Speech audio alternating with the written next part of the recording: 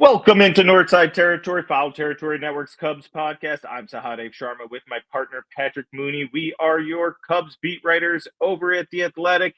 Patrick, we got a lot of trade talk to talk about, but before we get to trade talk, I want to introduce something to the listeners. Viewers can join the chat at foulterritory.chat. Free to join. This is Chat BCC. Members of the chat can talk ball with hosts and other fans, ask questions to hosts, guests, participate in giveaway contests and trivia. We actually have a giveaway right now. We have a great giveaway going on right now in our Chat BCC group chat. Think you know ball, prove it with our trivia game for a shot at winning an authentic MLB jersey of your choice worth up to $400. Here's how you enter. Sign up at foulterritory.chat, play trivia, crush it, and you might win. We're picking one winner from the top scorers at random. Deadline is July 13th at 11:59 p.m. Eastern. So get in there, play, win, and brag. Sounds like a fun giveaway. Patrick, we got trade talk. We had Jed on earlier this week.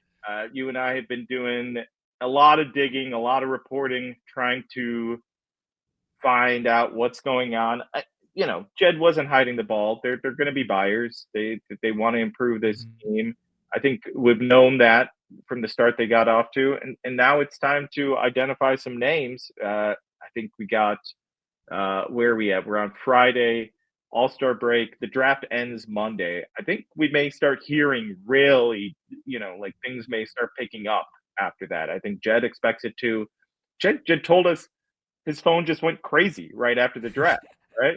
I think he expected like a little bit of a lull, but it just like this is how it is now. So, let's starting pitching is the focus. That's what we've been hearing a lot of names. We've been talking to a lot of people, and we just wrote a piece about this. And there's a lot of names out there.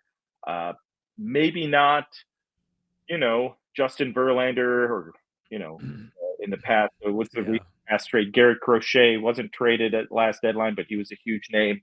I'm not sure if that guy's getting moved, but there's some interesting names out there.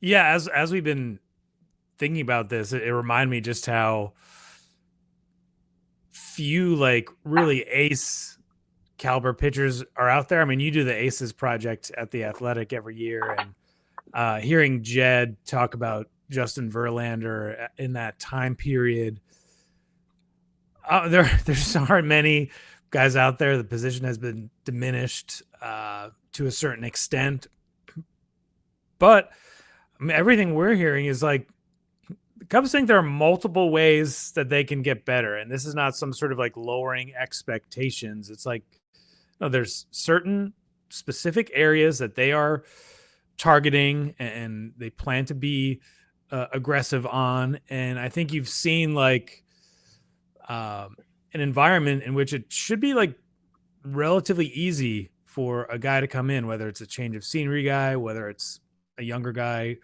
with some years of club control, or if it's more of that veteran rental guy. And, the Cubs kind of amazingly are, very near the All-Star break with not a single pitch thrown by Javier Assad, Justin Steele getting shut down in April, and Shota Imanaga missing almost 2 months with his injury. And so this is a team, you saw it in Minnesota. They're pretty quiet for 2 nights. They come back and just kind of, roll the Twins. And I think that's been one of the most impressive parts about this first half, of how the down periods that we've seen in prior years just have not been there at all. It's been, a consistency, focus, high level performance across multiple phases of the game. Yeah, it's interesting to watch this team and try and analyze it on a game to game basis, because it's just a foolish way to go about things, and it can drive you crazy. Look, I wasn't there at those games. You were there in Minnesota. I don't know what the vibes were in the clubhouse. My assumption is they were fine. They weren't panicking. They weren't freaking out. Those weren't great games. If you watch them, it was, if those are your 2 game, if you're watching a snapshot and that's the 2 games you have of the Cubs, you're not thinking very highly of that team. You know what I mean? But that's not how this game works. Like, I think what defines them and repeatedly defines them are games like Thursday. And they repeatedly show what they can do. They need to get better. They need more pitching. They need more depth on the bench. We know that. I think what Jed said. What we've known is that there aren't clear sellers just yet. Yes. Not that many, but there are a couple, right? What Colorado Rockies are going to move some guys. I don't look. I highly doubt the Cubs are just like obsessing over multiple guys in the Rockies. There may be a reliever there that's interesting, reliever or two, but there's just not a lot of names to pick from there. The Miami Marlins, we've been talking about them since the spring, Patrick. Really, last winter. yeah, like since the winter. Yeah, because of Luzardo. So we've been talking about them for it's been a while. Yeah. Look, Sandy Alcantara is having a very rough season. I don't know if he'll find that Cy Young form, but he's not going to come cheap either way. I just don't believe that he'll come cheap. I also believe that there are teams, including the Cubs, that probably see him and see things that they can say like, hey, we can get this guy back to what he was with this, that, and the other. How long that takes, how hard that is, that's the internal debate. I think Edward Cabrera would be a great add. For sure. I think that's the guy that if I when there are some other home run swings. I don't think Mackenzie Gore is getting traded. I just don't. No. I heard the name mentioned to me, and what the way it was mentioned was everyone's going to be on him if that happens, but I don't think that's happening. But I think Cabrera may be up there as far as I don't think he's a household name, but he's kind of figured some things out. The price is what I wonder about him. And then the Pittsburgh Pirates are interesting. Just like I think they have to kind of find a way to rebuild on they're constantly rebuilding, it feels like, but I think they have to find a way to get some value. And I don't think they can eliminate teams like in the division and say, we can't sell to the Cubs. Maybe I don't think they'll be stubborn about that, but maybe there's a little extra cost involved, but I don't think they're going to, it's not like Cardinals and Cubs. It's funny. I had that exact same conversation of sort of working through the sellers and just comparing the Pirates to say the Brewers. Like my gut feeling is that the Brewers owner would like never let a trade go through that may help Craig Counsell in the short term. That is kind of my interpretation. Obviously the Cubs and Cardinals, longtime historic rivals, doesn't really happen. I think the Reds would still be hard. I think it just seems a little more proximity, and obviously the Reds are like not out of it the way that the Pirates are. And then you get into Pirates, Cubs. It's obviously not the same as like Cubs, White Sox. Ben Cherington and Jed Hoyer are longtime friends or colleagues with the Boston Red Sox. They started their careers together. Not saying there's going to be some sort of like friendly discount there, but I think they have a pretty good relationship to where they can go back and forth. You look at Pittsburgh's issues recently, it's like, where are the bats, like developing some of that homegrown offensive talent? And the Cubs have some close to major league ready pieces. So if it's there, I'd be interested to see like with David Bednar, he's like a Pittsburgh guy. And I think there's some concern, or there is at least a question of like, would that be a harder player for them to deal just because of that hometown connection? I know that sounds weird, but when you get around the deadline, you don't always know like which voices are going to kind of be louder than expected. So, Marlins and Pirates were the two teams we kind of circled as, okay, obvious sellers. There's kind of a baseline relationship there and some interesting pitching talent that if you put some great defenders around them, you put them in Wrigley Field's environment, maybe even better things happen. Patrick, I want to talk more pitching and pitching potential names, but before we do that, let's do our DraftKings player spotlight. All right, Patrick, we are going to talk about Colin Ray. This is a guy that could get pushed out of the rotation. It very likely does get pushed out of the rotation in the next couple of weeks. But you got to give him some love. What he's done, he's got a sub-4 ERA. He looked pretty rough out there for a few starts. There were that start in Cincinnati, 2 starts against Cincinnati, wasn't it? And then the start. Maybe we should give him a break. Maybe don't look at the numbers so much of the game against the Mariners. That was a tough one. He struggled in that one, but man, these last few starts, he has kept them in games. He has saved the bullpen the last 2 starts. 7 innings Thursday night to avoid the sweep against the Twins. 6 2/3 against the Cardinals on July 4th. This is what you want when you lose pitchers.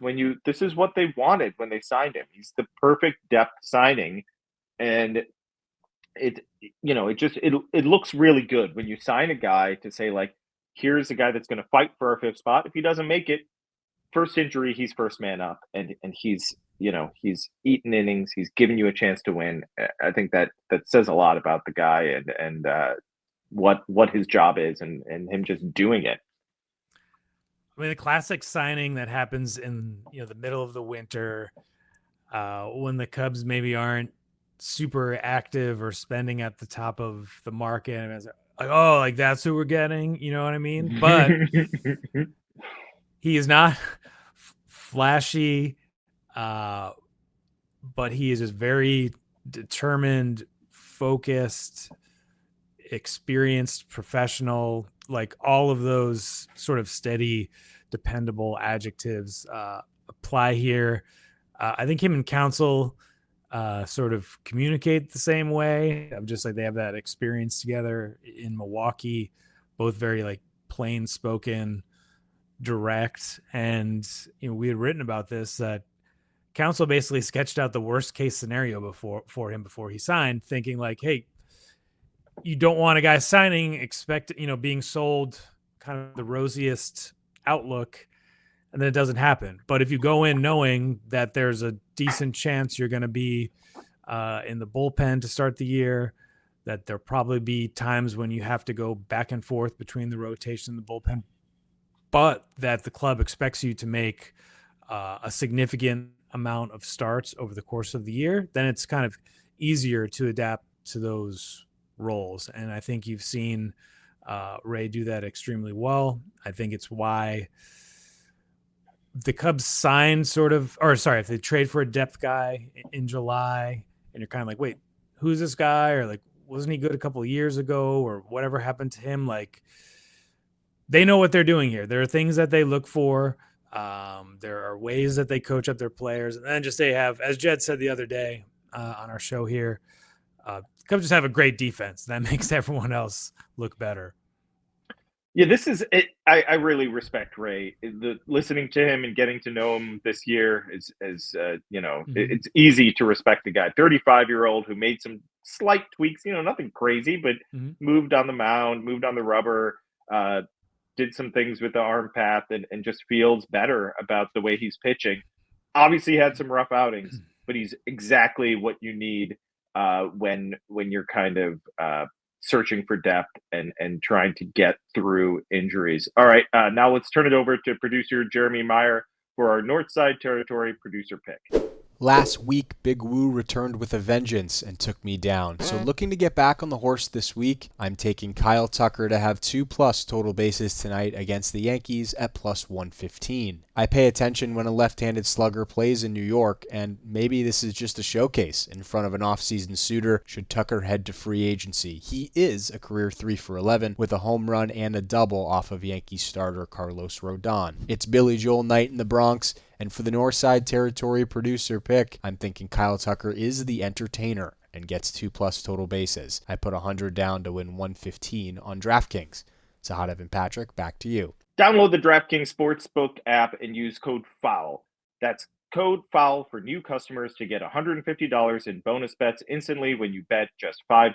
Only on DraftKings. The crown is yours. Gambling problem? Call 1-800-GAMBLER. In New York, call 877-8-HOPE-NY or text HOPE-NY at 467-369. In Connecticut, help is available for problem gambling. Call 888-789-7777 or visit ccpg.org. Please play responsibly. On behalf of Boot Hill Casino and Resort in Kansas, 21 and over. Age and eligibility varies by jurisdiction. Void in Ontario. Bonus bets expire 7 days after issuance. For additional terms and responsible gaming resources, see dkng.co/audio. Patrick, there are a lot of names to go through. I think that we've kind of unearthed here that I think are fun and should maybe aren't the most exciting names, but there were some names that I think internally the Cubs are interested in and intrigued by. One name that I heard was two guys that are injured. Actually, two names that I heard are guys that are injured, but the Cubs are monitoring their returns. They're both out on rehab. Neither team are obvious sellers, though. They're just not, like the Texas Rangers and John Gray. John Gray is someone we can go back to the Jed interview. He was the number 3 pick in that draft that Jed was talking about. Mark Appel, Chris Bryant, and then John Gray, I believe, is how that draft went. I think a lot of us assumed the Cubs may be going after John Gray in that draft because the Cubs needed pitching so badly. Got to have some pitching. I think they made the right choice. Yeah. But that's one name. And then another name I heard a lot about that they were really that I think they're doing some pretty intense digging in on is Tanner Houck. And this is Red Sox we don't know. They're playing pretty well. But they also have, Breslow wants to make it, I think he has decisions to make. He's trying to weigh like this season versus the future. And there may be ways to like, maybe they do a half in, half out thing that we've seen teams do. And maybe they're primed to make moves like that. I think there are some within the organization that like Tanner Houck. Yeah, I think what we've come to understand is just how open-minded they're going to be. You can't limit yourself to only like the obvious sellers or only the rental players from bad teams, or you only want to deal your A-ball prospects. I think the Cubs are gonna bring all ideas to the table. I mean, Jed even said that's what he's told his staff, like, be creative, come up with different ideas, like, what do you got? And those are certainly two interesting names. I think what also struck me as we were kind of comparing notes is just how they're thinking beyond just 2025. And like, if this market is slow developing, if the talent level is lukewarm, if the biggest deal already happened between the Giants and Red Sox, like, you have to think broader. And yeah, those guys who come with multiple years of club control, I feel like that's what every front office says every year when they're buying. But I think with this particular group, it makes a ton of sense, just knowing the core group they have in place kind of through 2026, knowing how Carter and Jed operate now, which I think is a little different than how Theo and Jed operated. And it clearly underlines, I think, the confidence that they feel, or that the likelihood of them being extended and being around for longer than just this season. Yeah, and I think it's important fans are not going to always be, that they won't always think that this, what the names we mention are the most exciting, or that they're difference makers or things like that. That's just how it's going to be. They weren't excited about the Colin Ray signing. He's important. Jameson Tyone may not have moved the needle with certain fans, and when he's healthy and out there, he's one of the most consistent arms they have. You look at how the bullpen is built. It's not always the biggest names. So that's why I've tried to go into all of this with an open mind. When I hear names, sometimes I hear a name and I'm like, really, that guy? Just didn't, it hadn't registered to me that may even be a consideration. One of those names was Michael Soroka. I got to be honest, when I heard that name, I almost dismissed it. I almost didn't even bother looking up his numbers, and I looked up his numbers. This is a guy that I feel like, you don't want to, like, I don't know if that's the biggest move they make that Exactly, yeah. that you should be excited. But if he's a secondary move, if he's the second starter added, and you're talking about, I don't know. I looked at those peripherals and I was like, what is happening here? This guy has really good peripherals. He puts the ball on the ground and he's playing in front of a terrible defense. I'm not watching his starts. I'm not seeing everything that's going on there. He very well could just not be missing barrels. And it's just like, don't just look at the strikeouts and walks. But overall, the numbers look good. The ERA looks terrible. But this is exactly what you have to, when there's no obvious, like we started this conversation, there's no obvious stud out there that's available, that's obviously available. The Nationals are going to move players. But like, I'm not really sure what the value of having Mike Soroka on the Nationals for the rest of the season would be. He's a free agent at the end of the year. This isn't like, we can debate like whether they should trade Mackenzie Gore or not, but there's a lot of reasons why they should keep Mackenzie Gore. There's very few reasons to keep Mike Soroka, who's an impending free agent. So like, this is a guy that is likely going to be moved or likely going to be available. And there are reasons to believe he's going to become a better pitcher. He was really good when healthy with the Braves. When he was at his best, good pitcher. So I like that type of stuff I wouldn't dismiss when you hear a name and you're just like, huh? Wasn't that guy DFA, or like, wasn't he not good with the White Sox last year? I mean, maybe the Cubs are just collecting ex-White Sox, That's just what I was gonna say. I mean, between Chris Flexen and Brad Keller, like, it's not the worst theory of being like, okay, maybe this guy's got a little bit of stuff. Like, we see this and that, and you can just get him out of that White Sox, that crushing White Sox environment, and some better players around him.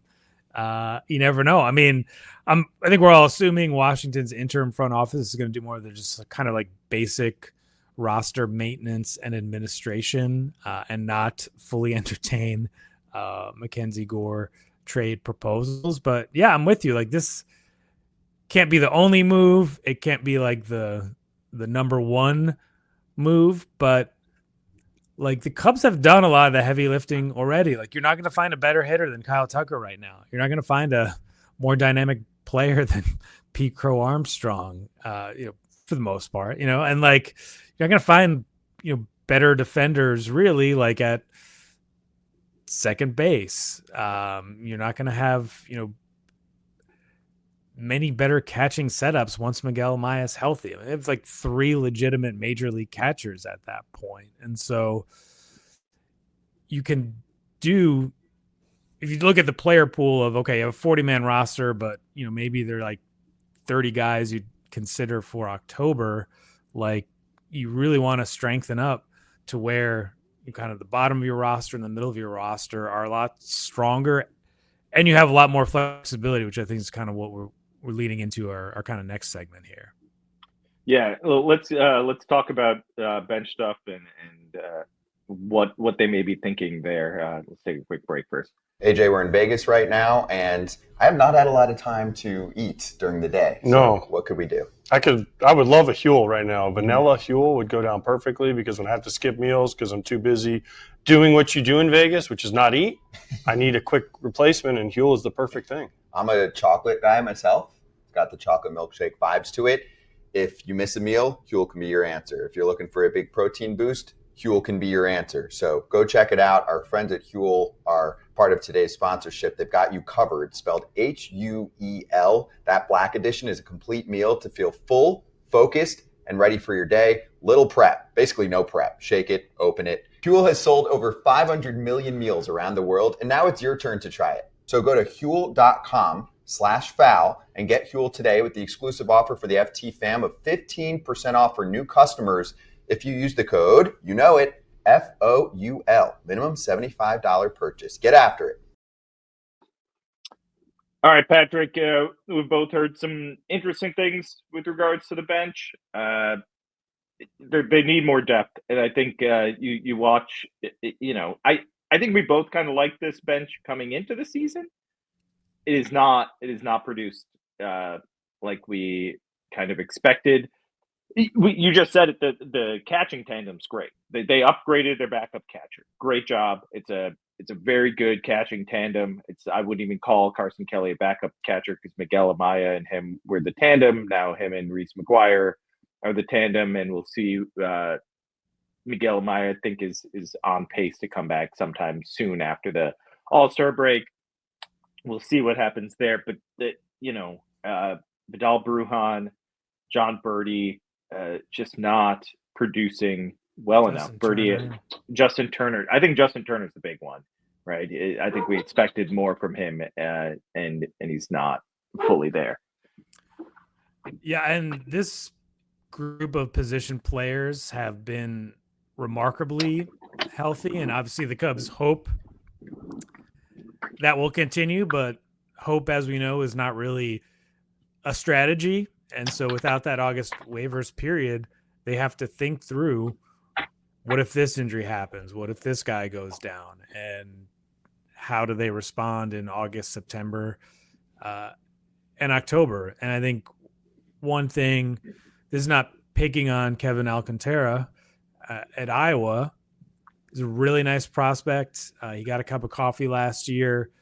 I think in a different season or a different time of year, like, I think that was sort of the plan going into this year, like give him some run if Pete got injured. But like Pete has been so good and the team performed at such a high level that like we've also seen Matt Shaw trying to adjust to major league pitching, and it's hasn't been pretty every night. And so I think just thinking you can plug in Kevin and have him be an everyday center fielder for the rest of a pennant race, that's sort of unrealistic. And we just look back at what the Theo Jed front offices did during these buying periods, during that championship window, and they did it over and over and over again. The Austin Jackson types, Cameron Maben, like guys like that, just in case they have a ton of experience, they have a specific skill set. Like, again, no one's thinking that you can just find another Pete Crow Armstrong if that happens. Yeah. And hopefully he's so young and full of energy, and he's a pretty strong dude, as you can see, like that he's fine. But there are just things like that are on the to-do list in July. Yeah, and I think it's worth it. You want to find someone that's versatile. Yes. It's hard to find a guy that can handle center regularly. That's super versatile. I'm not sure if that's the position they'll find for versatility, but they are looking for versatility over the lefty masher. Justin Turner, in theory, would be just the lefty masher. He's not doing that as expected, but as was expected, I should say. But I don't think they want to find like a Justin Turner replacement. It would be, sure, if the guy crushes lefties, that's a bonus. Like Willie Castro that you just saw in Minnesota. Yeah. He can play various positions. He could possibly push Matt Shaw to the bench if that's what you wanted to do. I don't know if they'd want Matt Shaw on the bench for the entirety of the second half, or if he would go to AAA. But if he were on your bench, that's how you upgrade your bench too. Because I mean, Matt Shaw, yes, I understand he is not producing offensively. He's really struggling offensively right now. I think he'd be a quality bench bat because you could put him at second, you could put him at third, you could put him at short in a pinch. He could kind of play all over in the infield, and that's a quality bench bat. but those are like Rob Refsnyder is a name that I heard as well. Those are the types of names I think you can look around. There's bench bats. What you're looking for is kind of what you said with the center field. You're looking for someone that, and they don't have this guy right now, that if someone gets hurt, and not just Pete, anyone, if anyone gets hurt, who are you putting there every day? And, if someone gets hurt for a month or two, what's your option? And it's the value of someone like Colin Ray in the rotation. Find that position player wise, I think is what they're looking for. Who can we find that either improves our starting lineup? The only spot you're improving is third base, right? Or and that in turn improves the bench, or just improve the bench. Someone that can play all over. He's going to go here, there, wherever, and give guys days off, and also insurance for injuries. They're not easy to find, but that's they are looking. There could be a player they acquire, and everyone's kind of like, why they do that? Where does he fit? Where's he going to play? And it is that looking around corners, or whatever Jed's quote was there, of just like, it's not assuming the worst is not a great way to go through life, but that is their job. And that, this player, maybe two players, I don't know, however, whatever form it takes, I think that's part of this idea of like, they get better in a lot of different ways, even if it's not like the biggest name or the most obvious fit right at that moment. It's all about thinking through, what could happen over multiple postseason rounds. Yeah, Theo was obsessive about it. Jed is similarly thinking about it in that fashion. This is not 2016. This team is not at that level. I wouldn't call them at that level, but I do believe they've made it pretty clear that they think they have a chance here and next year to make some noise, and they are going to look at all different ways and how to improve the team and also secure the team in case of worst case scenarios. All right, Patrick, you are in New York. You will be on top of all things in that Yankees series before we hit the All-Star break. We'll be back early next week, to talk things over, see where they stand at the All-Star break. Thanks for listening, everyone. This is Northside Territory, Foul Territory Network's Cubs podcast. Make sure to rate, review, subscribe to the YouTube channel, and subscribe to The Athletic, where Patrick and I are on top of all things Cubs. Thanks so much for listening, everyone.